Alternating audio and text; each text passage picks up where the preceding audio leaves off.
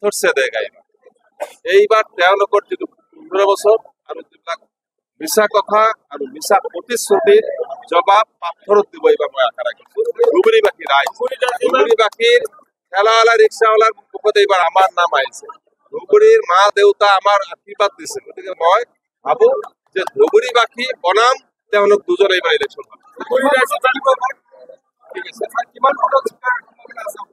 actually আজি এই দিনত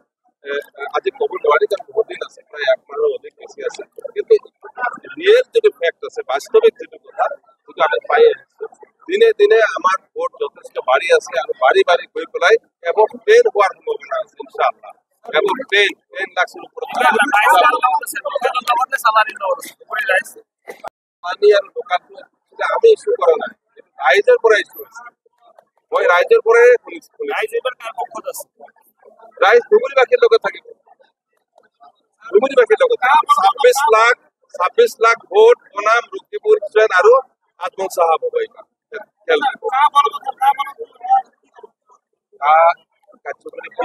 আজি দিনত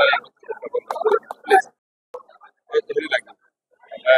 সিদ্ধান্ত লাগে মেঘালয় গভৰ্ণমেণ্টৰ পজিটিভ হ'ব লাগিব অসম চৰকাৰ পজিটিভ হ'ব লাগিব তাৰ পিছত কেন্দ্ৰীয় চৰকাৰ পজিটিভ হৈ পেলাই টকা দিব লাগিব এই ক্ষেত্ৰত আজমলৰ কি ভূমিকা থাকিব পাৰে আজমল ডাঙৰীয়া ৰূপসীত বিটিচিৰ লগত কথা পাতি বিটিআৰ সকলৰ লগত প্ৰতিনিধিসকলৰ কথা পাতি ৰূপসী বিমান ঘাটি আছে ইয়াৰ পৰা গৈ তেখেত ৰূপসী বিমান ঘাটি হ'বলৈ কয় মেডিকেল কলেজ আমি নিজে হেমন্ত শৰ্মাৰ লগত আমি আহিছিলো মাটি চাবলৈ আহিছিলো মই যেতিয়া MLA আছিলো তেতিয়া তেখেতৰ কি চে আছে তেতিয়াৰ পৰা ষ্টাৰ্ট হৈছে হৈ পেলাই হেৰি মেডিকেল কলেজ তেখেতৰ কি ভূমিকা আছে আন্দাজত কথা কৈ পেলাই এই জাতিটোক অন্ধকাৰত পেলোৱাটো মই একেবাৰে বেয়া পাওঁ গতিকে বহুত দিন হ'ল এতিয়া যি হ'ল নেক্সট জেনেৰেশ্যনৰ কমচে কম ভৱিষ্যত নিশ্চিত কৰিবৰ কাৰণে আমাক সুযোগ দিয়ক 5 বছৰ বিচাৰিছো ইনশাআল্লাহ এই 5 বছৰত আমি বহুতখিনি কাম আগুৱাই লৈ যাম আৰু এটা খবৰ মিলাবলৈ চেষ্টা কৰিম ইনশাআল্লাহ থেংক ইউ ঘৰ অফিচ গুদান আদি সলনি কৰাৰ কথা ভাবিছে নেকি পিছে সলনি কৰিব হয় সকলো বস্তু এঠাইৰ পৰা আন ঠাইলৈ সহজে নিয়াটো জানো সম্ভৱ চিন্তা তাতেই নহয় জানো কেৱল ঘৰ অফিচে নহয় ডাঙৰ মেচিন বাইক ডাঙৰ গাড়ীকে ধৰি সকলো বস্তু পিছে এতিয়া আৰু চিন্তাৰ কোনো কাৰণ নাই আপোনাৰ এটা মাথো ফোন কলতে সমাধান হৈ পৰিব এনেসমূহ সমস্যা আপোনাৰ কাষত আংকুশ কাৰ্গো পেকাৰ্ছ এণ্ড মুভাৰ্ছ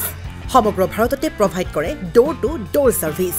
গতিকে দেৰি কিহৰ এতিয়া যোগাযোগ কৰক 9957630102 অথবা 9546214823 নম্বৰত লগতে ঠিকনা ফটাহিল আমবাৰী নিয়াৰ অনাথ আশ্ৰম আমবাৰী থানা গুৱাহাটী